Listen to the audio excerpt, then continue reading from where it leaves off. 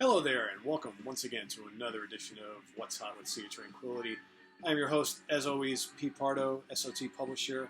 Visit us on the web at www.seaoftranquility.org. We're also obviously here on YouTube, Facebook, and Twitter. So whatever your favorite social media outlet is, we are there. So today is Wednesday. It is July the 15th. Welcome to the summertime here in the U.S. We've got a pretty full show here of some really, really great new releases that I want to jump into. First of all, we're going to start with some Doom. You like Doom? We all love Doom. Come on. Doom metal is been around for a long time. You know, probably started by those wonderful folks that call themselves Black Sabbath. It's evolved over the years. A lot of great bands have come on the scene. This brand new band basically formed out of the ashes of the Oath. Lead vocalist Johanna Sedanis. She's a wonderful singer. She basically started up this band called called Lucifer. Their debut album is called Lucifer One. She's also brought along ex-Cathedral guitarist Gary Jennings, a legend in his own right, to produce, help co-write some songs as well as play guitar. This is massive, massive Doom. This is a band you're going to be hearing a lot about. Lately, the last couple of years, we've been starting to see more Doom acts on the scene with female vocals. And, listen to this, pretty heavy. Her vocals soaring over the top, some really great lumbering riffs. This is classic Doom with a little nod to the 70s and the early 80s. So if you love, classic Cathedral, Black Sabbath, Candlemass, St. Vitus, can't really go wrong with these guys. So, they're on Rise Above. Great label to be on. So, again, Lucifer, be on the lookout for it. We're going to jump over to Metal Blade Records. One of my favorite progressive, I should actually call them progressive extreme metal bands. They've kind of started out as kind of like a metalcore act, and along the way it developed lots of progressive tendencies, and now they're kind of one of the leaders of the extreme or technical progressive metal subgenre. Between the Buried and Me, their brand new one's concept album called Coma Ecliptic. It's a story about a guy in a coma who, while he's in this coma, is kind of reliving his life and whatnot, and pretty interesting. The band are actually calling this a rock opera, so it's a concept album. They're calling it a rock opera. A little bit different than some of the previous Between the Buried and Me releases. There's a lot more clean singing on here from Tommy, the lead vocalist and keyboard player.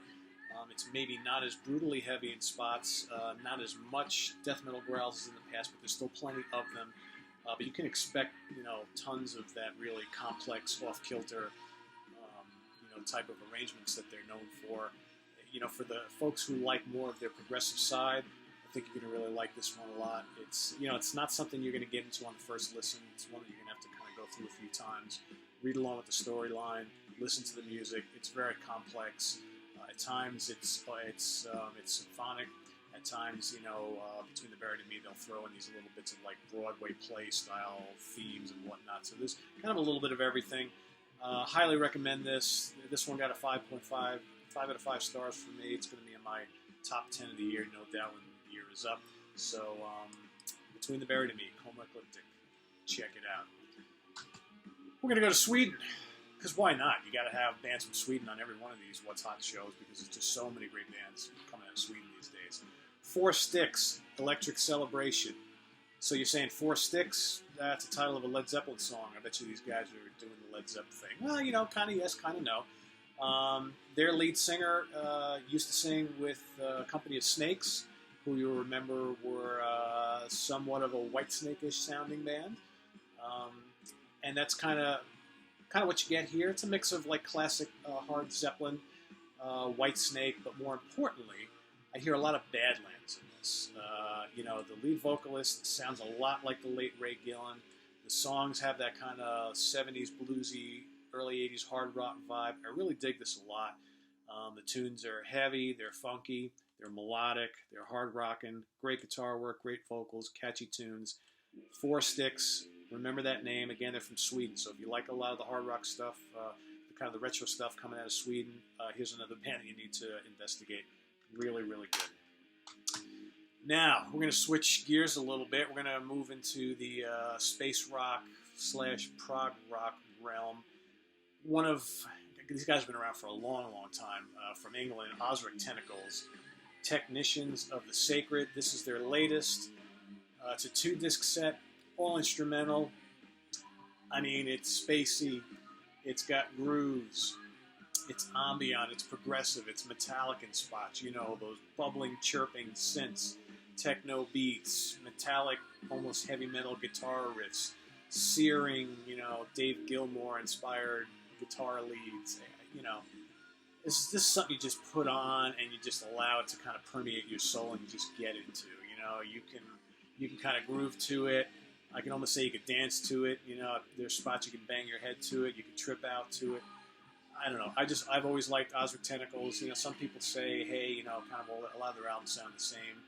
You know, maybe some of them do. This one, a little bit different. This is a little bit different than some of the previous albums they put out over the last 5 years or so.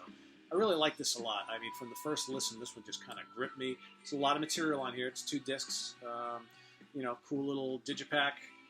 You know, open up and fun stuff on the inside. So I would say if you like the Ozric Tentacles catalog, you're going to love this. If you've kind of been on the fence about checking them out, go on YouTube, check out some samples. I think you'll want to be picking this up. And, you know, it's just a lot of fun. A lot of fun. So investigate that one. New one from the Ozric Tentacles.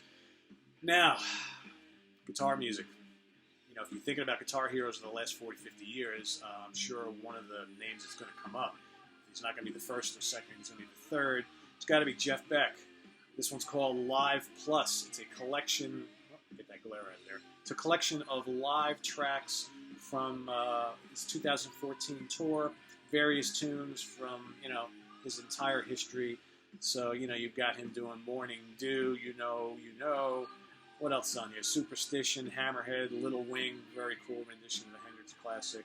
Big Block, you know, one of his classics that he did in the late 80s, early 90s. Where Were You, Rolling and Tumbling, Going Down, you know.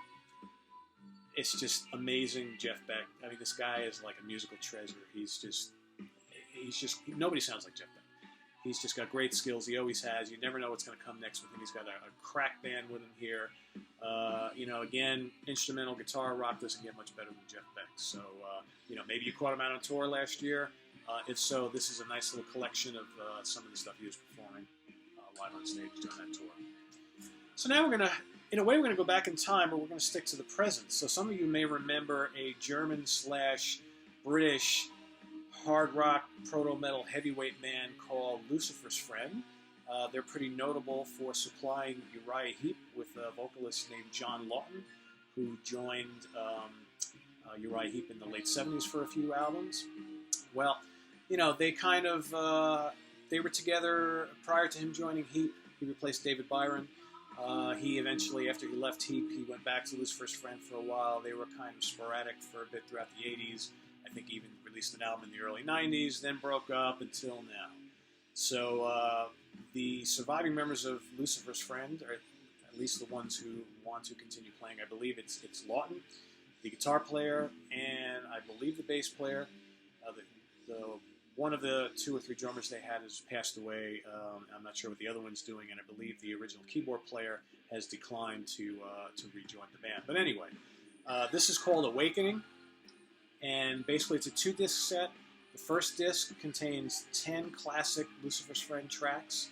I wish there were more. I mean, I've got most of the catalog anyway, but for those of you new to the band, or maybe you don't have all this stuff on CD, really, really great hard rock band, heavy rock band, metal at times, prog at times. You know, the early 80s, they did kind of that like commercial hard rock / pop thing.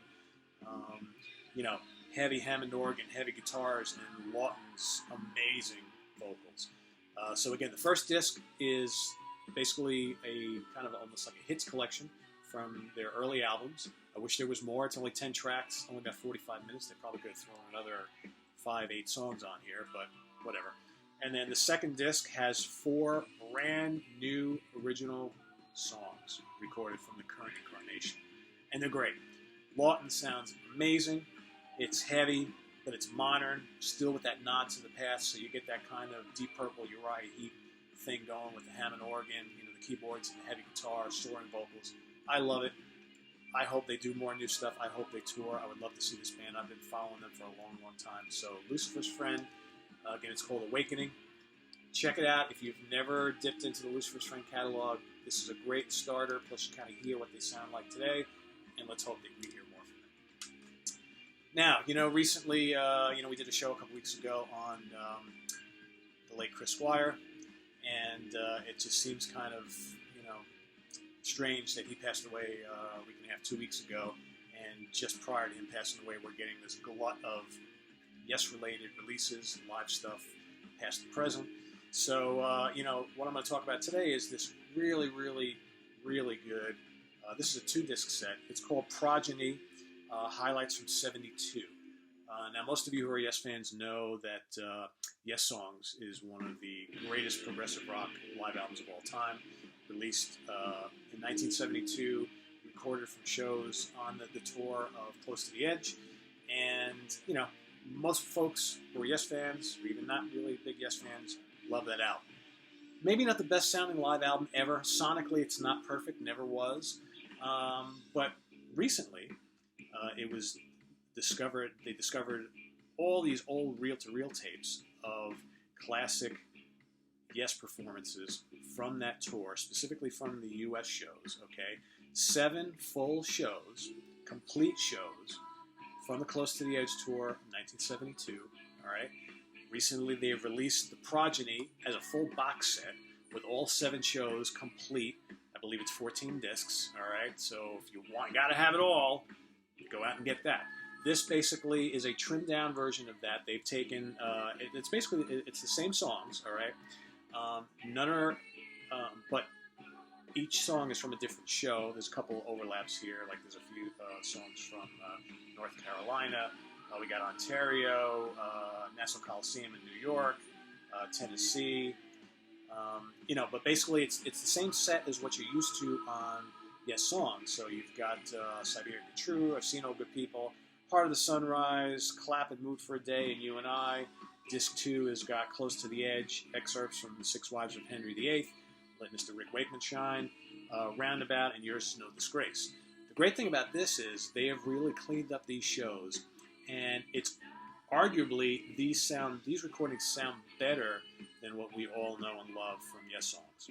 I'll let you be the judge. Okay, I just got this, so I'm still kind of digesting it and making my own mind on, what sounds better. The performances are spectacular. Band is on fire. We're all lamenting and grieving over the loss of Chris Squire. His bass playing is off the charts on here. Steve Howe was at the top of his game. Rick Wakeman, new to the band, on fire. Alan White, also brand new to the band, fitting right in, and John Anderson sounds great. So again, these are all songs we've heard a million times, but here they are. You're going to hear little nuances and little changes in the arrangements from what we're used to on Yes Songs or any other live recordings of these we've heard. So again, if you've got to have them all 7 shows, go out and get the full Progeny box set. That's a lot. For me, this is good. It's kind of taken the best from all the shows, put them in one set, and look at that Roger Dean artwork. He did this specifically for this set. It's got a booklet. It's Yes. You gotta love it. So I highly recommend this for all you Yes freaks out there. That concludes the new portion of today's show. So, of course, what are we ending it with? What's that? Forgotten favorites, of course. Can't forget about it. So we're going to go back to 1984. I was a 18-year-old metalhead, and this band comes on the scene wearing armor and with weapons and whatnot, and playing melodic heavy metal or power metal, whatever you want to call it. Back then, they're from California. Of course, you know who I'm talking about. Armored Saint, March of the Saint. This is their debut for Chrysalis Records. It's got great songs on here. They took a little flack because I don't think the album was produced up to exactly what they wanted. It's not as heavy as some of the albums that came after it, but the songs are fantastic. Can You Deliver, one of my favorite tunes. The title track, March of the Saint. Madhouse, Take a Turn. There's a lot of great tunes on here. John Bush, one of the most underrated heavy metal singers of the last 30 plus years, in my view. And, his vocals are just outstanding on here. Twin guitar work. You know, great rhythms, just great, memorable, catchy, classic heavy metal songs. Like I said, they would get heavier on subsequent albums. Their new album, I've been, you know, I can't stop listening to. And I was raving about it on a previous show a couple weeks ago. But, you know, win hands down. But, you know, most of their catalog is very, very strong. This is what started it all. Since I've been listening to the new album and getting into that, I've been kind of really dipping into the back catalog and listening to a lot of the Armored Saint stuff again, which I hadn't in many, many years. So it's good to get reacquainted with the Saint. I always liked him. And, you know, so March of the Saint, 1984, a classic, a forgotten favorite for some. So that's it for today. Once again, I'm your host, Pete Pardo. Join us again next week as we talk about more releases in the realms of heavy metal, progressive rock, jazz fusion, classic rock, you name it.